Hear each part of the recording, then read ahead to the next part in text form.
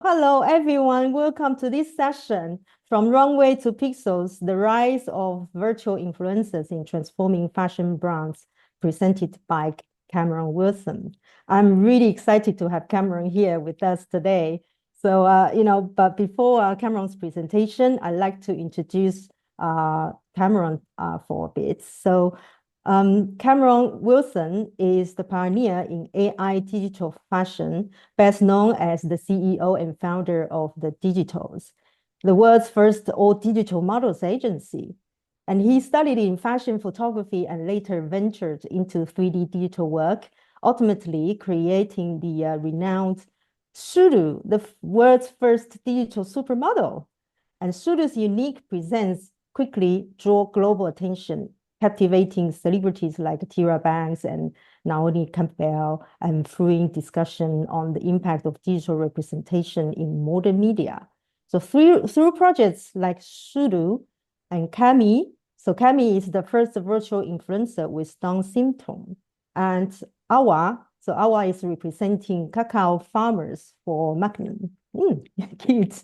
And Cameron emphasizes storytelling, inclusivity, and democratizing beauty. So by partnering with brands such as Vogue, Bowman, Louis Vuitton, and Burberry, Cameron seeks to merge authenticities with cutting-edge technology, demonstrating that digital models can create opportunities without replacing human talent. So now I'd like to hand over to our speaker, Cameron, and let's welcome Cameron Wilson. Hi, Cameron. So, Hi, hello. So, are you ready to share your presentation? I am. Yes, let me share it now. Yes. So here we go. So today I'm going to be doing a bit of a deep dive into what virtual influencers are because from what I've realized, even though virtual influencers have been around now for quite some time, since about 2017, 2018, I'm still meeting a lot of people who are not necessarily aware of virtual influencers or who maybe don't understand the subject as much as I thought that they would. Um, so, what is a virtual influencer? So, again, after speaking to lots of young people, especially, I've been working with a few universities recently. I was really surprised to find that the majority of people still were unsure of what a virtual influencer is. Virtual influencers can really be anything. They are a vast, diverse group of characters that mostly live through social media, particularly Instagram and YouTube has a lot of different virtual influencers. And these characters can either be 3D or AI generated. Some of them are even drawn, hand-drawn characters as well. So there's a very wide variety of the different types of characters that can be included as virtual influencers. Probably one of the most famous virtual influencers is Lil Miquela.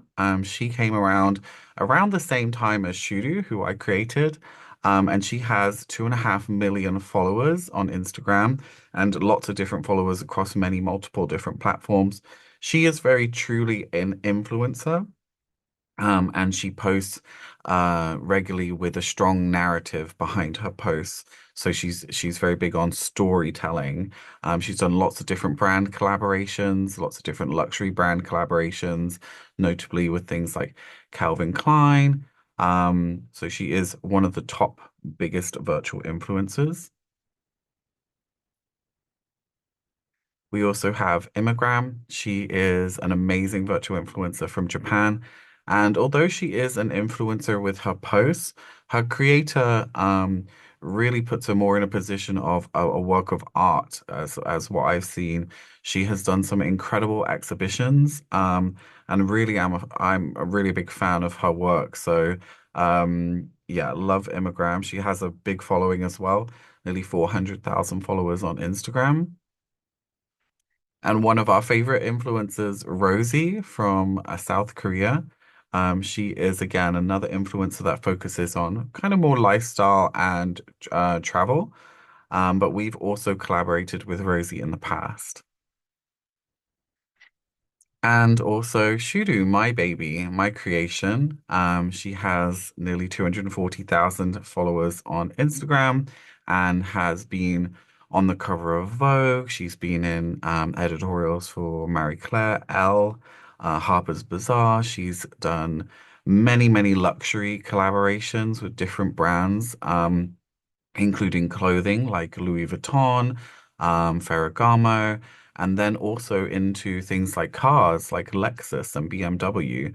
So not just fashion, but Shudu is truly, in my eyes, a supermodel. So less of an influencer with less of a narrative, but more of a typical supermodel. So modeling, is her main job. So the rise of virtual influencers. So virtual influencers have been around for quite some time, but they really started to gain traction in 2017, 2016, 2017. And this was when Lil Miquela, Shudu, and another influencer called Nunori, she was around as well, were on Instagram. And people were at first didn't really know what to make of them, and whether or not they would still be here all these years later. But here we are, it's 2024, so and they're still here. So we're going to look at why that might be. So back in 2021, Hype Auditor did a really, really good review of virtual influencers that showed that they were really targeting a young audience, really connecting with young people. They were really interested in these kind of virtual trends, different fashion trends mixed in with technology. So it really tapped into a young and mostly female audience, which was really interesting. The engagement rate as well was really, really high in comparison to human influencers, sometimes up to three times more engaging per post than their human counterparts, which again was really, really interesting. And one of the reasons why brands wanted to tap into this trend that virtual influencers were having back in 2021. Now jump to 2024, and we have another great review of where virtual influencing is at. And what we're seeing is that a lot of people are following virtual influencers. We have at least 58% of people who are following at least one virtual influencer. So this is a trend that's growing. Over 7 years, it's still here and it's still growing. And it's really interesting to try to understand like why people are kind of connecting with these virtual influencers, and what makes them appealing to brands as well. Most people follow virtual influencers through either Instagram or YouTube. On YouTube, you have a lot of virtual influencers that are called VTubers. These are slightly different to the virtual influencers that you find on Instagram and tend to be revolve more around streaming and gaming and have avatars that have more of a anime kind of look. Also shown is that people really trust virtual influencers as well. They have often bought products by virtual influencers, which was really surprising to me because although I love virtual influencers and make them myself, I'm really surprised to find that people are finding them trustworthy and actually buying products from them was very, very interesting. And looking at the next year, a lot of people are agreeing that they think virtual influencers are here to stay, which is really great for me to hear as well. So looking forward to what comes with new developments with AI, alongside virtual influencers and how that is going to empower our industry and change the way that we kind of interact with these characters.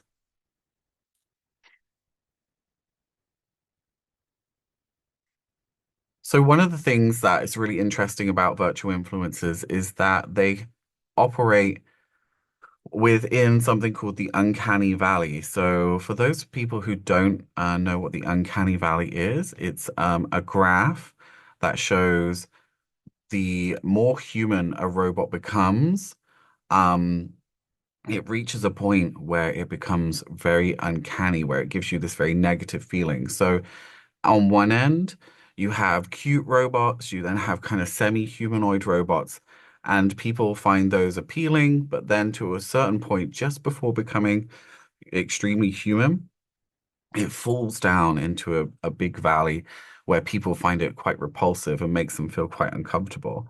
So why are people finding virtual influencers appealing and attractive when we have this kind of uncanny valley? And one of the reasons is because we're so used to seeing people that look unreal on social media and in fashion. You know, we've become so desensitized to people not even looking human on social media, that we're much more comfortable seeing these, virtual influencers on these platforms. One of the best examples of a character that is definitely in the uncanny valley is Sophia the robot. And she makes a lot of people feel very uncomfortable with the way that she looks, but also with some of the crazy things that she says. So the uncanny valley is also inherent in movies. So sometimes when you see CGI that looks a little bit off, special effects, it gives you that kind of uncomfortable feeling and it kind of breaks your immersion in the movie. So this again is something that can happen not just only with robots and things like that, but also when it comes to 3D and CGI. So the reason why I think that virtual influencers fit into these spaces very, very well is that we're so used to seeing people, especially women, being dehumanized in fashion.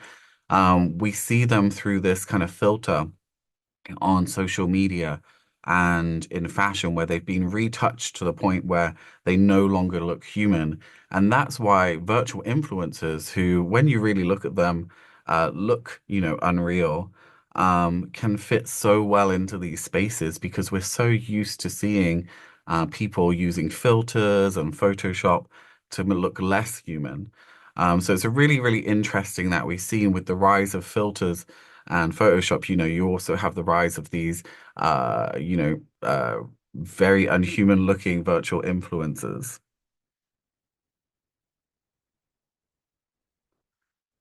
Virtual influencers like Danny, who, if you saw this cover in a newsagent's or on a shelf somewhere, you'd probably walk straight past it and just think, oh, that was an image of a real person. But actually, this is a 3D image that I made years and years ago that went on the cover of a magazine. And again, this is the reason why they can fit so easily within fashion is because we're so used to seeing the cover of a magazine very, very heavily photoshopped or retouched.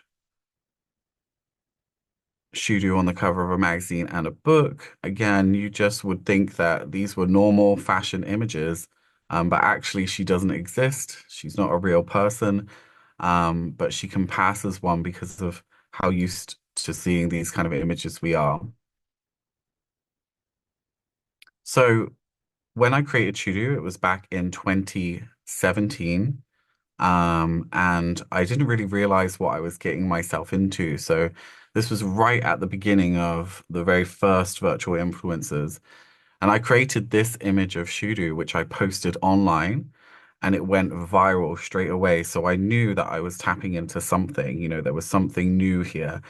So then I went on to create an agency and a modeling agency that focuses around creating virtual talent for clients. One of my main inspirations behind the creation of Shudu was a beautiful Barbie doll called Princess of South Africa. And really, when I created Shudu, I was just trying to create the most beautiful woman that I could possibly imagine, and hoped that, other people could see that too. So it was really interesting to see that when I posted it online, that people really kind of resonated with her. This image was probably one of the first to go viral again after her initial launch. So what we did was we created an image of Shudu wearing this incredible orange lipstick that Fenty Beauty had just launched. So we were tapping into some of the makeup trends that were really, really current. And we posted this image and tagged Fenty Beauty and Rihanna and everything like that. And it got picked up and it went viral. And one of the really interesting things was when it was posted to Fenty Beauty's site, they didn't seem to know that the model wasn't real. They'd actually thought that Shudu was a real model, and all of the comments underneath were debating whether or not this was a real person. And this was back in, I think, either 2018 or 2019. And eventually, even after getting 250,000 likes on Instagram, the image was removed from Fenty's page. So I think they kind of finally realized that Shudu wasn't a real person. So yeah, after creating Shudo, I went on to create the Digitals, which is a modeling agency that actually represents virtual talent. We also create virtual talent for clients as well. We Over the years we've created numerous different virtual influencers, and we use a technique that focuses on utilizing 3D and AI. So over the past year or so, we've been redeveloping the way that we actually create these influencers, and now we're kind of utilizing AI alongside 3D. I think it's really important to always have a foundation of 3D, especially when it comes to IP ownership. But the AI is really pushing us to new places where we can do things that we've never done before. So things like speech and photorealistic images are now very easy to create with AI. One of the other models that I created is Danny, and she is inspired by a lot of the actresses that I loved growing up. Michelle Pfeiffer, Sissy Spacek, Sigourney Weaver, all kind of compiled into creating Danny, and she has been quite successful. She's been on the cover of numerous different magazines within Europe, and different editorials. She has also modeled for brands like Max& and Co. and even did a collaboration with KFC. We have Coffee, who is Shudu's counterpart. So if you think of Shudu, I personally think of Shudu as almost the Eve of the kind of virtual influencer world. This is the Adam. So I wanted to create a character that reflected Shudu and was the masculine counterpart of Shudu. And then Bren. Bren is the first curvy model that I created. And when I was creating Bren, it was really interesting the effect that she had on myself, when I was creating a virtual character that had stretch marks and, all of these natural imperfections that we all have. It was really interesting that that had a really positive impact on how I viewed those things in myself. So rather than working within fashion where I'm constantly dehumanizing people, when I'm working with virtual avatars, I'm actually humanizing them. I'm taking these details and I'm bringing these characters to life. The Amazing Jay Young, inspired by my love for K-pop and K-dramas at the time. I wanted to try and make my own kind of idol. And also, when I'm creating these characters, I'm also practicing each time, utilizing new skills, new programs. So with him, I was like really, really focused on his hair and his grooming and making a brand new kind of skin texture. And lastly, Galaxia, who is my love letter to sci-fi. I absolutely adore sci-fi. And when I got to create Galaxia, I really just let loose and kind of explored what the extremes of beauty would look like in the future in kind of more of an alien form. And that's how I created Galaxia, who is the world's first alien supermodel. So, absolutely a character that I love. It's obviously inspired by things like Avatar and Valerian. So how do we create virtual influencers? There's multiple different ways that we create them. Um, One of the best ways to create virtual influencers that we found is by utilizing 3D. And this is how we very, very first started. And this is how we created the brand ambassadors for Balmain. When we created Margot and Z, we used just 3D. This was way back in, I think, 2017 or 2018. And this was the very first time that a brand had ever created their own virtual avatars. And this campaign was talked about for a very, very long time afterwards. All of the assets and things that you see here, everything was created in 3D with the help of Clo 3D. Um, and this campaign really was groundbreaking at the time. When creating a character for somebody like Balmain, it's a really iterative process. So it can be very, very time consuming and very difficult to try to understand what a brand wants when they're talking about beauty. You know, it can be very difficult to communicate with somebody just exactly what you think beauty is. So when somebody is saying, a client is saying, we want the eyes to be smaller or we want the lips to be bigger, that can mean many, many different things depending on how that person views beauty. So trying to work with our clients, hand holding and working with them to get to a place that they're happy with their character, takes some time, but it's something that we're now very, very used to. So starting off with an initial design and then just kind of iterating until you get closer to what the brand wants. And then eventually, once that model is complete, you can then pose them and make them do pretty much whatever you want them to. The other way that we've created virtual influencers is with the use of machine learning. So one of the ways that we created Our that you see here is to work with over 100 different women from her community to create her. So Our is a representation of cacao farmers in Côte d'Ivoire. And because we couldn't get out there and we couldn't work with them directly, a photographer went there and photographed over 130 different women, uh, different cacao farmers, and sent us the photos. And what we did with those photos is we layered them on top of each other and using a machine learning program, actually created a face from all of those different women, which meant that we were able to actually create a face that represented all of them and had influence from all of them in there. And that was how Owl was born. And it also meant that Owl was free from um my beauty standards, my kind of beauty ideals and inherent bias that I have as well.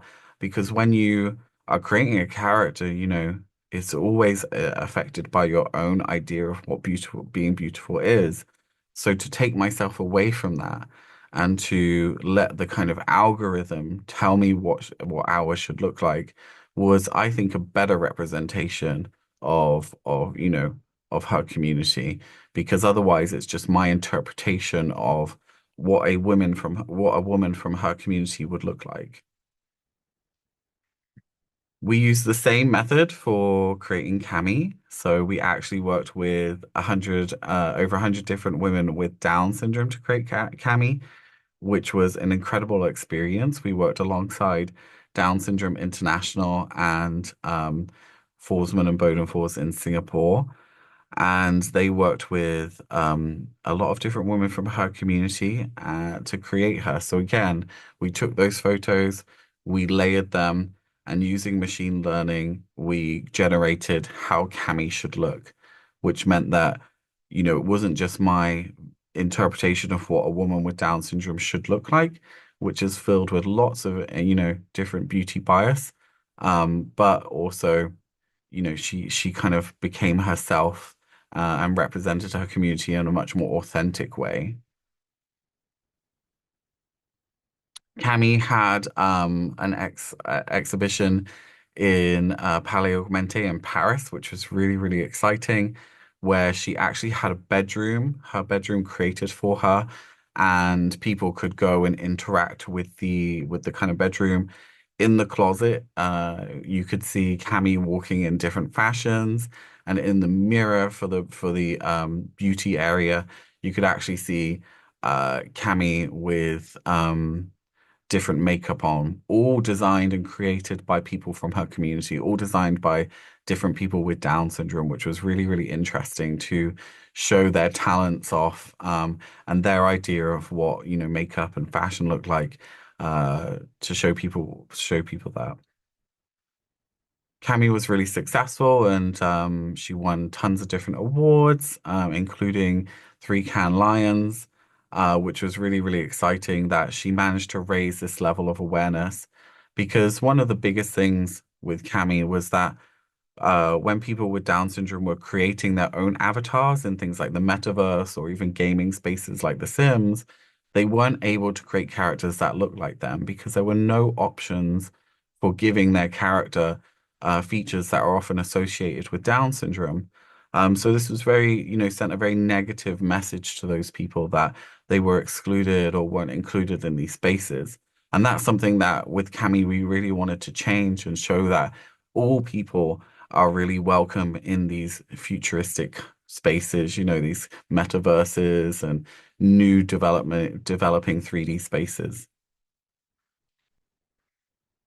So now onto our latest technique, which is 3D to AI.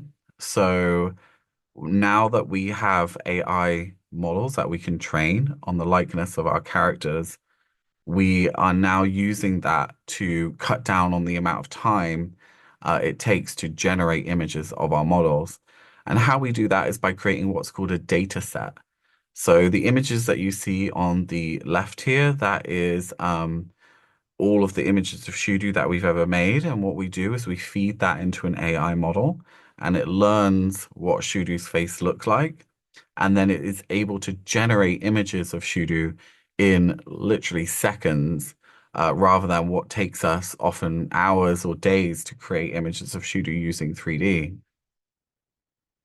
So this technique has given us a lot of time. It's much easier to create content for social media, and the tools are developing all the time. So the images that you see here are very old. They're about a year old, and in terms of AI, that's a long, long time. We're now able to produce much, much higher quality images than these. But as you can see, the AI puts out a softer kind of image, a smaller kind of image, and then we also use AI to upscale that image and give more detail to the skin.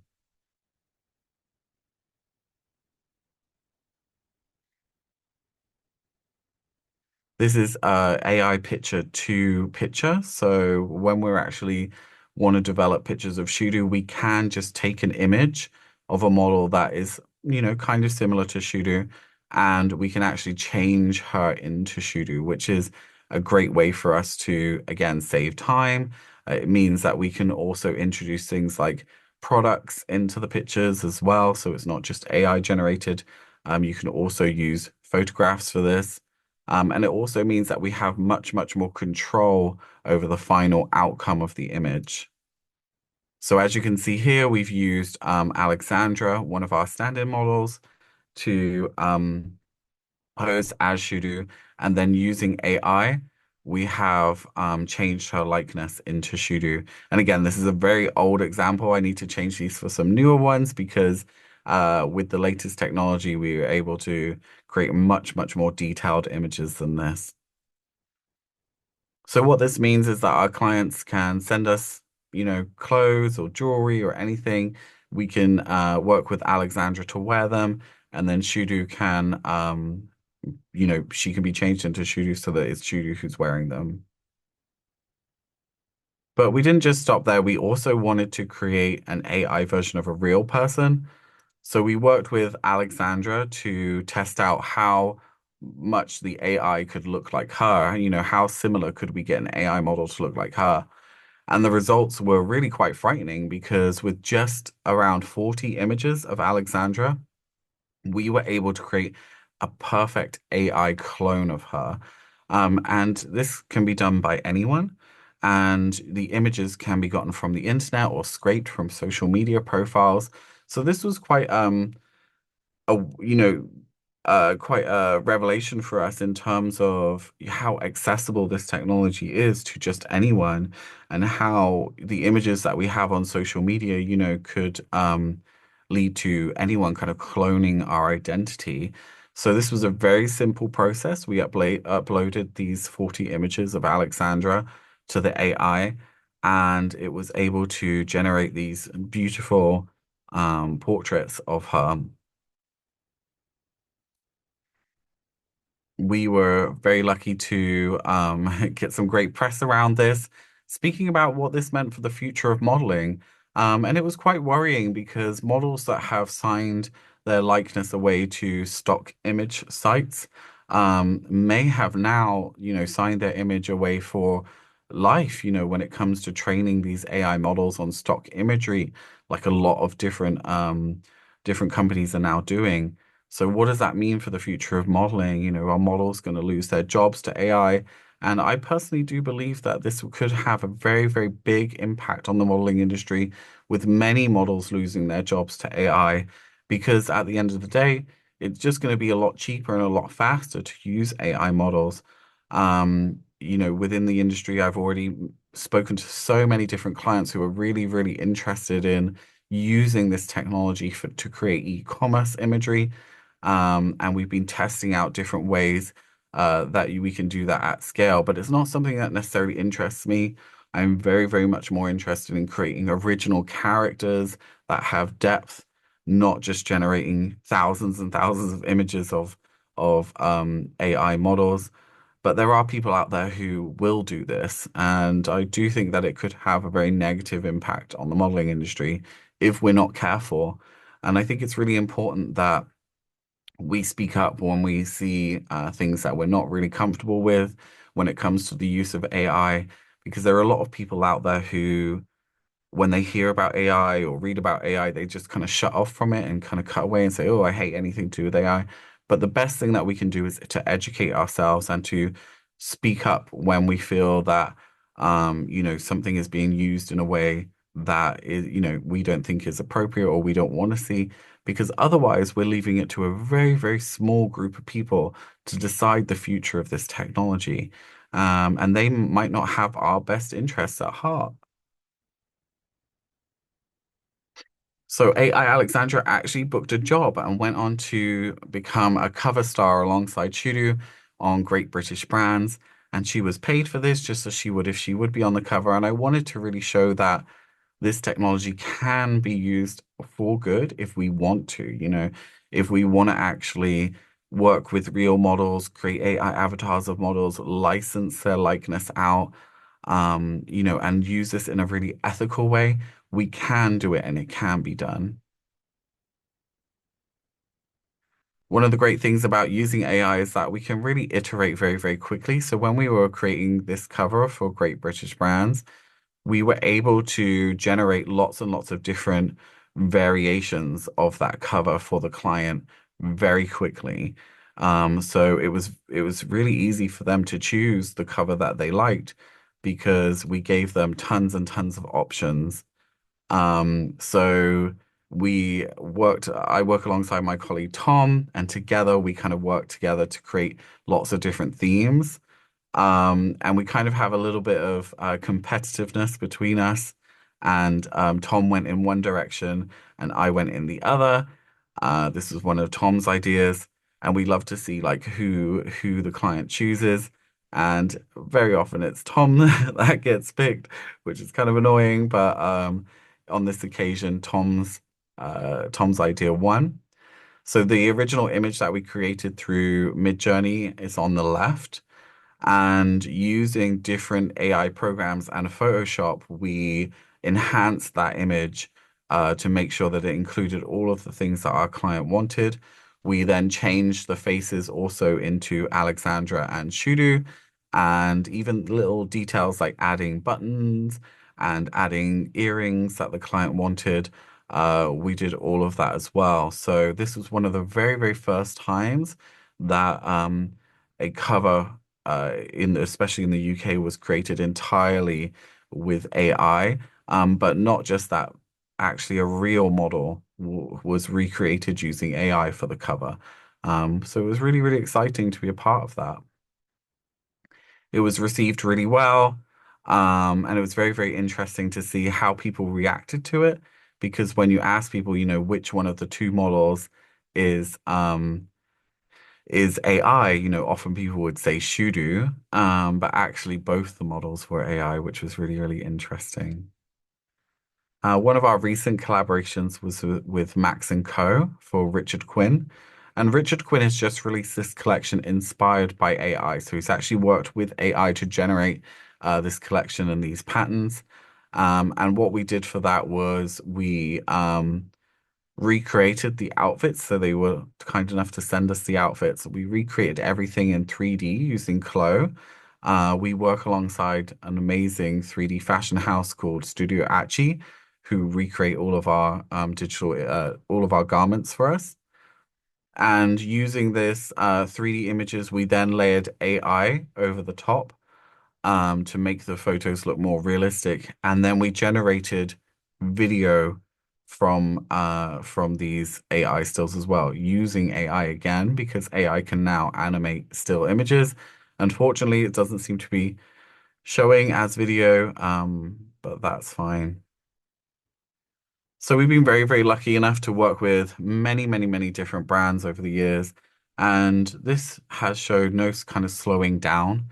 With each year, we've had many, many different tech trends, from everything from the metaverse to NFTs. And now we have AI. And I think AI really is going to empower the space further.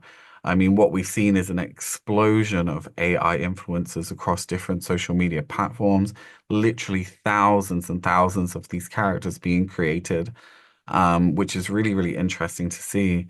But obviously, that means much higher competition, and it means that people are getting more used to seeing virtual influencers as well. So it's become much harder to stand out in these spaces, which is why we're very, very lucky with over 7 years of experience that we're still at the forefront of this space, and still able to create some of the most well-known influencers on social media. So yeah, so fingers crossed that brands continue to invest in this space. I think 2025 is going to be a huge area for virtual influencers as we see them combined with new AI technology. Only just this week, we've been able to get Shudu to talk using AI, which has been very, very, very exciting. So, that this is just the beginning of AI and virtual influencers coming together. So yeah, lots of different media that we've been lucky enough to generate. I still think there are many, many different new things to be done in this space. Pretty much everything that you do with a virtual influencer is PR worthy. So yeah, it's still a growing space, but there are still many concerns, and I think many things that we need to think about when it comes to the impact that these virtual influencers have.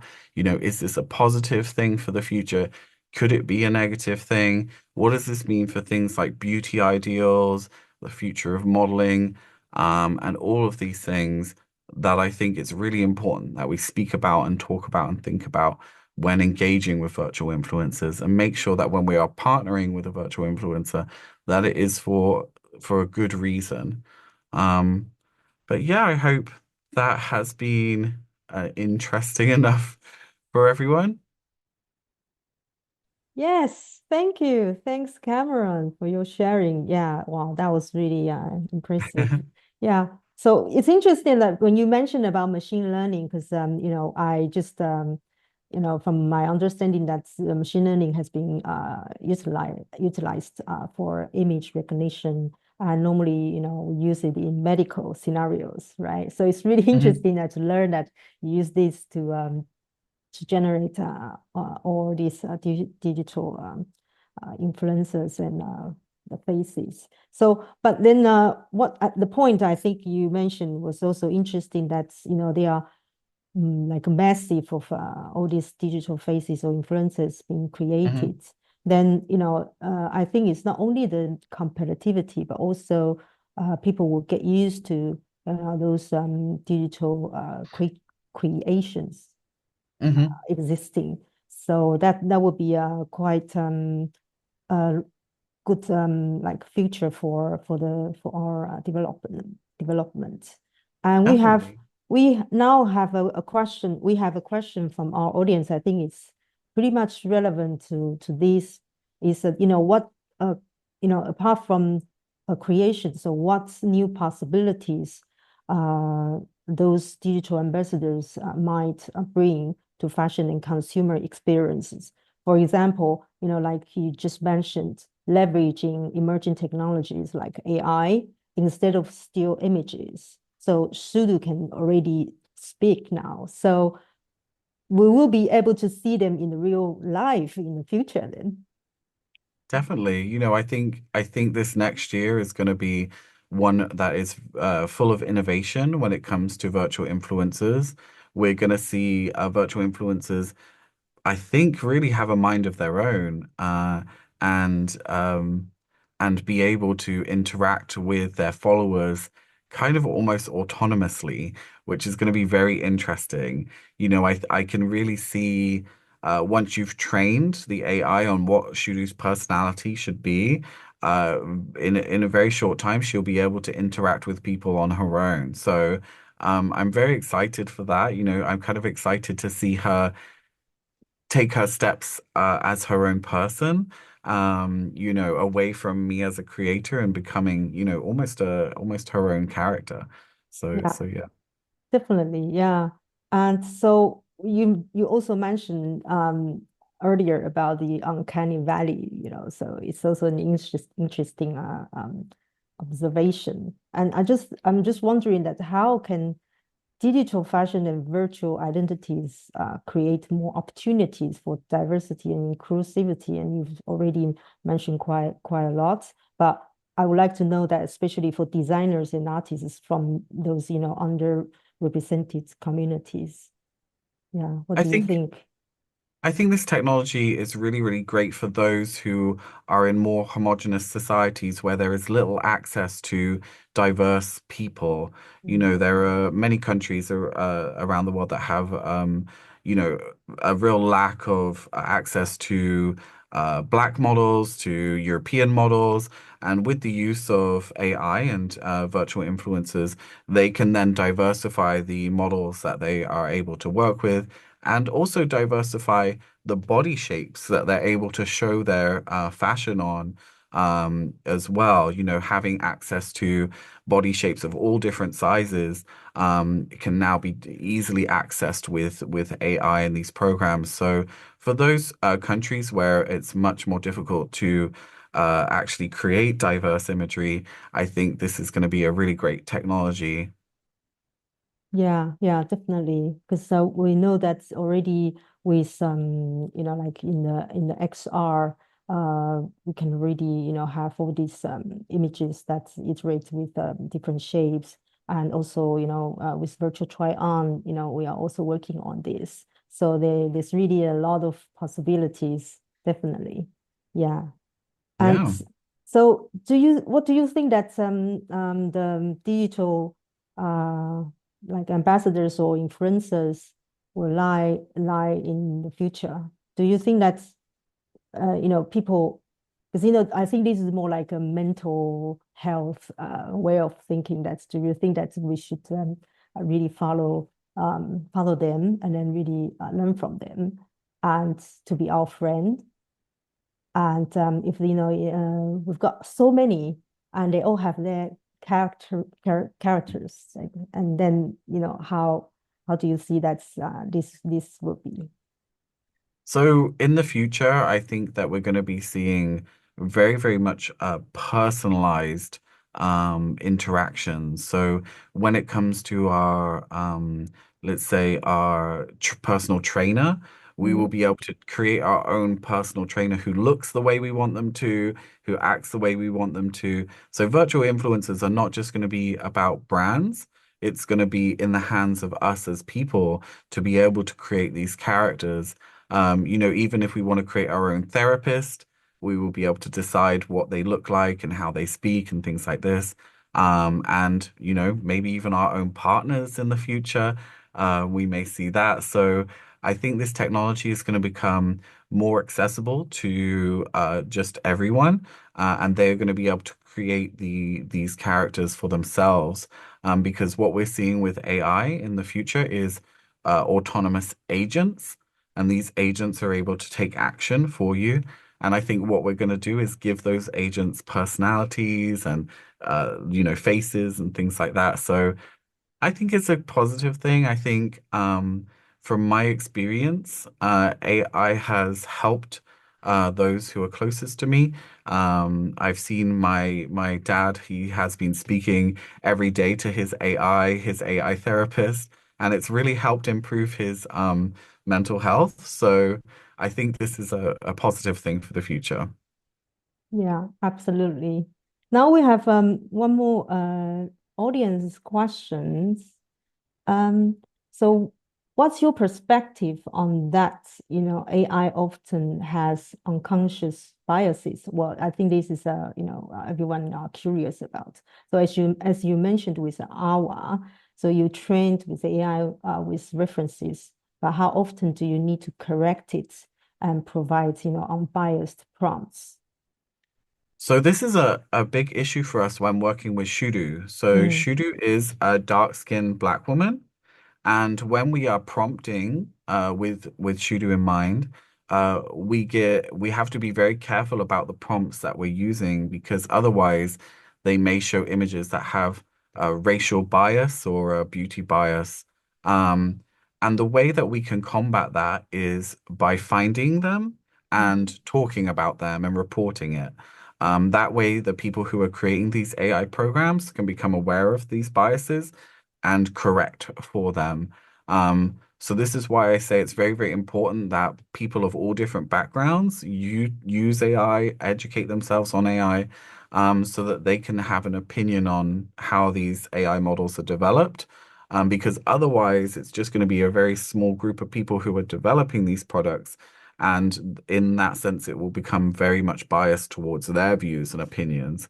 So mm, it's really important for us to get involved. Programs like Midjourney have a rating system as well, so that you can rate images and train the algorithm on your view of beauty or your view of race or anything like that. But I think that this is going to become a big issue that we need to combat in the future. And yeah, it is something that affects our work regularly, and it's something that we have to be very, very aware of when working with AI. yes, yeah, definitely, absolutely, because this is the or what we are concerned.